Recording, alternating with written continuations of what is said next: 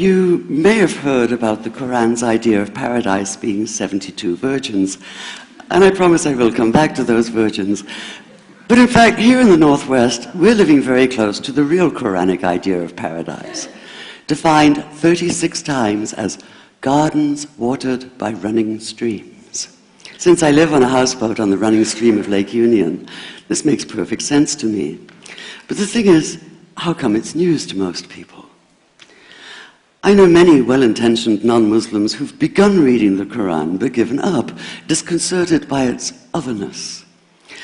The historian Thomas Carlyle considered Muhammad one of the world's greatest heroes, yet even he called the Quran as toilsome reading as I ever undertook, a wearisome, confused jumble. Part of the problem, I think, is that we imagine that the Quran can be read as we usually read a book, as though we can curl up with it on a rainy afternoon with a bowl of popcorn within reach, as though God, and the Quran is entirely in the voice of God speaking to Muhammad, were just another author on the bestseller list. Yet the fact that so few people do actually read the Quran is precisely why it's so easy to quote, that is, to misquote.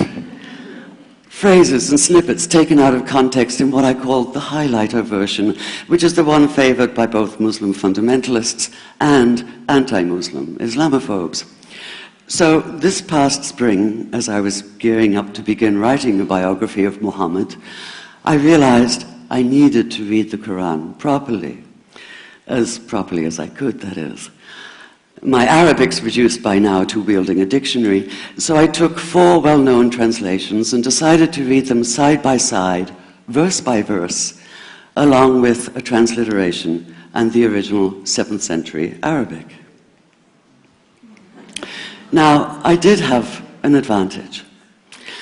My last book was about the story behind the Shia-Sunni split, and for that I'd worked closely with the earliest Islamic histories, so I knew the events to which the Quran constantly refers, its frame of reference. I knew enough, that is, to know that I'd be a tourist in the Quran, an informed one, an experienced one even, but still an outsider, an agnostic Jew reading someone else's holy book. So I read slowly. I'd set aside 3 weeks for this project, and that, I think, is what is meant by hubris, because it turned out to be 3 months. I did resist the temptation to skip to the back where the shorter, more clearly mystical chapters are, but every time I thought I was beginning to get a handle on the Quran, that feeling of, I get it now, it'd slip away overnight, and I'd come back in the morning wondering if I wasn't lost in a strange land. And yet the terrain was very familiar.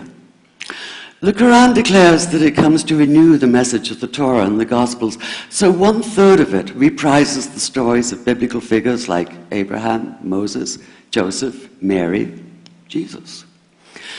God himself was utterly familiar from his earlier manifestation as Yahweh, jealously insisting on no other gods. The presence of camels, mountains, desert wells and springs took me back to the year I spent wandering the Sinai desert. And then there was the language, the rhythmic cadence of it, reminding me of evenings spent listening to Bedouin elders recite hours-long narrative poems entirely from memory. And I began to grasp why it's said that the Quran is really the Quran, only in Arabic. Take the Fatiha, the 7-verse opening chapter that is the Lord's Prayer and the Shema Israel of Islam combined. It's just 29 words in Arabic, but anywhere from 65 to 72 in translation. And yet the more you add, the more seems to go missing. The Arabic has an incantatory, almost hypnotic quality that begs to be heard rather than read, felt more than analyzed. It wants to be chanted out loud, to sound its music in the ear and on the tongue. So the Quran in English is a kind of shadow of itself, or as Arthur Arbery called his version, an interpretation. But all is not lost in translation. As the Koran promises, patience is rewarded, and there are many surprises. A degree of environmental awareness, for instance, and of humans as mere stewards of God's creation, unmatched in the Bible. And where the Bible is addressed exclusively to men, using the second and third person masculine, the Koran includes women, talking, for instance, of believing men and believing women, honorable men and honorable women. Or take the infamous verse about killing the unbelievers. Yes, it does say that, but in a very specific context. The anticipated conquest of the sanctuary city of Mecca, where fighting was usually forbidden. And the permission comes hedged about with qualifiers.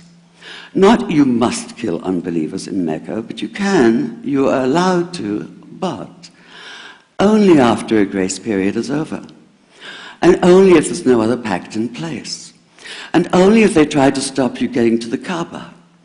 And only if they attack you first. And even then, God is merciful, forgiveness is supreme, and so, essentially, better if you don't.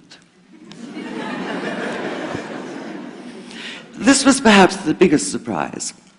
How flexible the Koran is, at least in minds that are not fundamentally inflexible. Some of these verses are definite in meaning, it says, and others are ambiguous. The perverse at heart will seek out the ambiguities, trying to create discord by pinning down meanings of their own. Only God knows the true meaning. The phrase, God is subtle, appears again and again. And indeed, the whole of the Quran is far more subtle than most of us have been led to believe, as in, for instance, that little matter of virgins and paradise. Old-fashioned Orientalism comes into play here. The word used 4 times is huris, rendered as dark-eyed maidens with swelling breasts, or as fair, high-bosomed virgins. Yet all there is in the original Arabic is that one word, huris. Not a swelling breast or high bosom in sight. Now, this may be a way of saying pure beings, like in angels, or it may be like the Greek kos or kore, an eternal youth. But the truth is, nobody really knows, and that's the point. Because the Quran is quite clear when it says that you will be a new creation in paradise, and that you will be recreated in a form unknown to you, which seems to me a far more appealing prospect than a virgin.